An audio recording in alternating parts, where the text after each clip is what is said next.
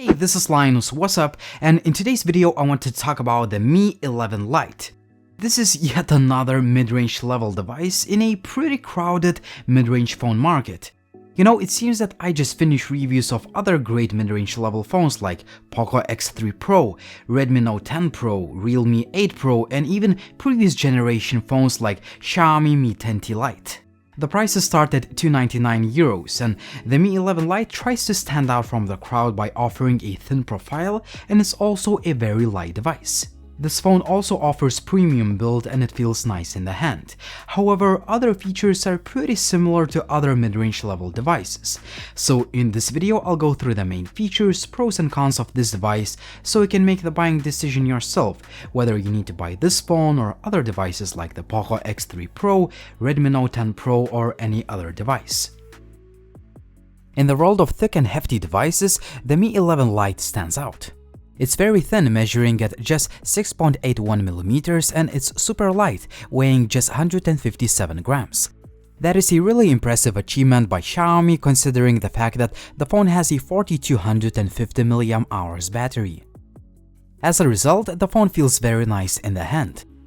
The device looks premium thanks to the Gorilla Glass 5 on the front and impact-resistant glass on the back.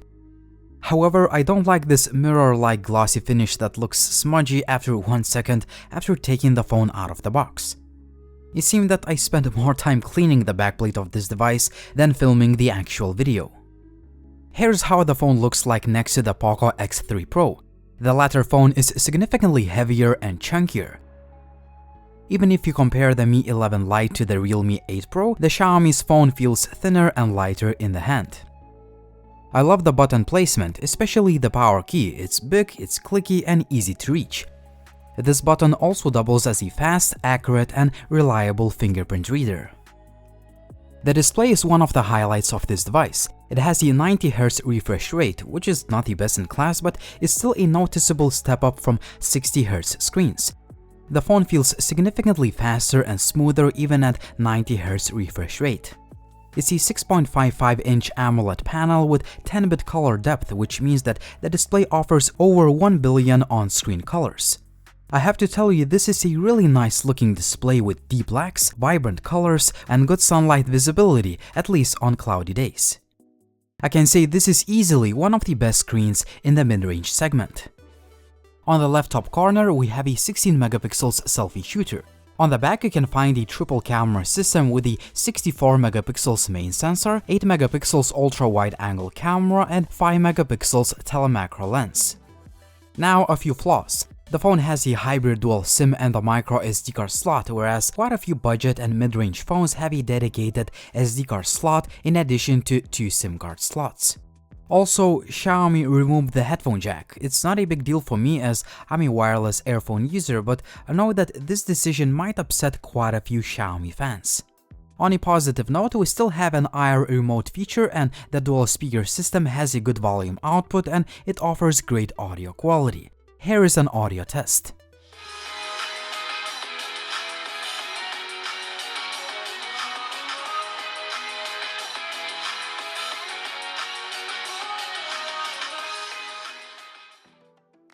A Snapdragon 732G powers up this phone, and it is coupled with 6GB of RAM and either 64 or 128GB of storage. This is definitely not the most powerful chipset out there, and on paper, Xiaomi may have a hard time competing against themselves. For instance, Poco X3 Pro has a way superior Snapdragon 860 chipset. However, for the casual user, this processor is more than enough. The MIUI 12 feels fast and snappy on this phone, and 90Hz offers a significant improvement in terms of speed and fluidity. Well, it's not a 120Hz refresh rate experience, but you can definitely see the difference.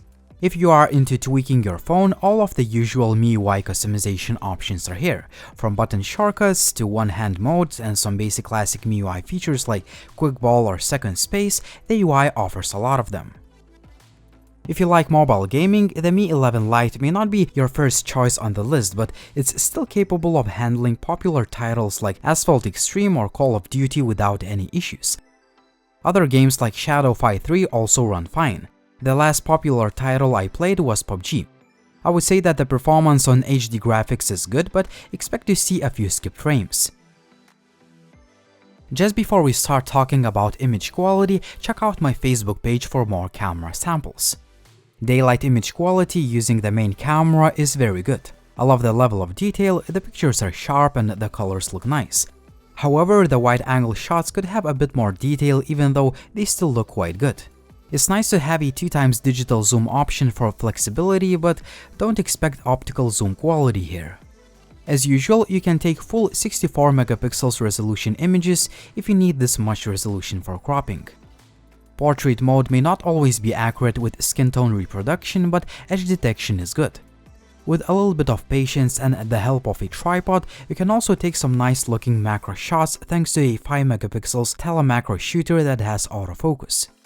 If you love taking selfies, you'll be happy with the quality using both auto and portrait modes. Also, the beauty mode gives me just the right amount of beautification.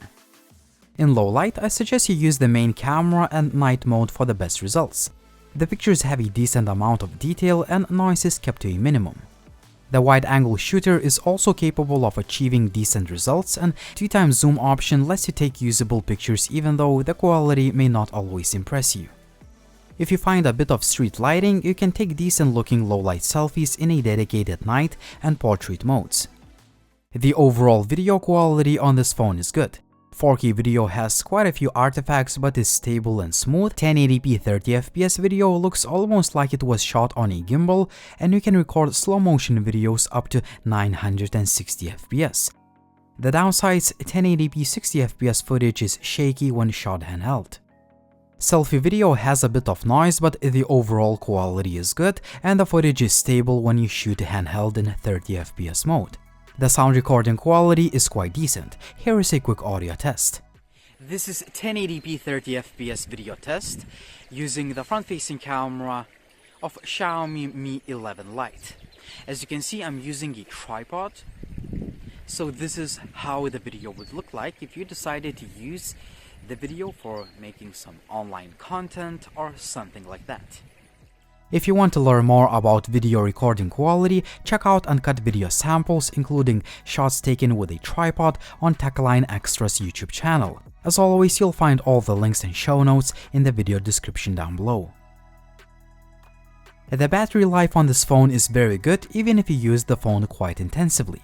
I set the screen brightness to 100% and I took more than 200 pictures, recorded more than 20 videos, played some 3D games, watched YouTube and so on, and I could get almost 8 hours of screen on time. Obviously, measuring battery life using screen on time method is very subjective. Naturally, if you reduce screen brightness and use the phone less intensively, you can expect a lot longer screen on times. It takes just 1 hour to fully charge the phone with a supplied 33 watts fast charger. So overall, the Mi 11 Lite is a solid mid-range level device. However, it's not perfect, and in the conclusion section I wanted to list pros and cons of this device and the best alternative options. So let me start talking about the pros.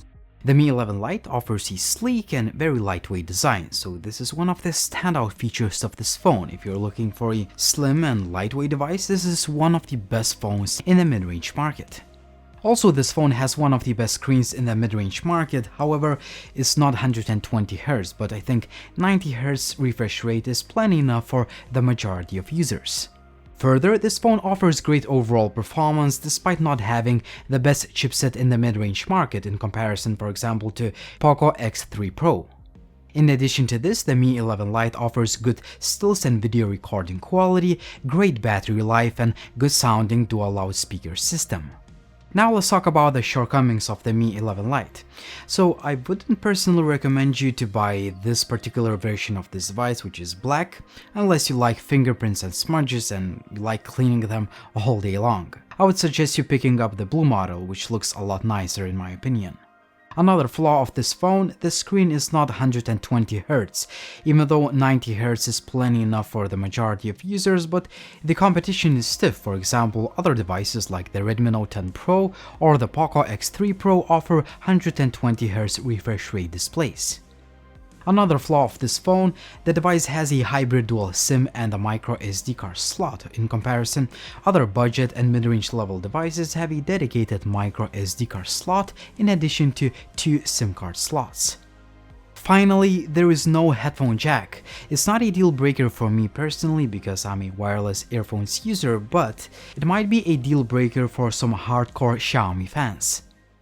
At the end of the day, the Xiaomi Mi 11 Lite is a great device, especially if you're looking for a thin and light phone that can easily fit into your hand or into your pocket. However, Xiaomi is competing against itself. For example, if you're looking for a more powerful device, choose the Poco X3 Pro because it has a more powerful Snapdragon 860 processor. If you're looking for a more complete package, I would suggest you picking up the Redmi Note 10 Pro because it has a larger display with a higher 120Hz refresh rate, a quad camera system and more megapixels to play with, a larger battery, and the Redmi Note 10 Pro is even cheaper.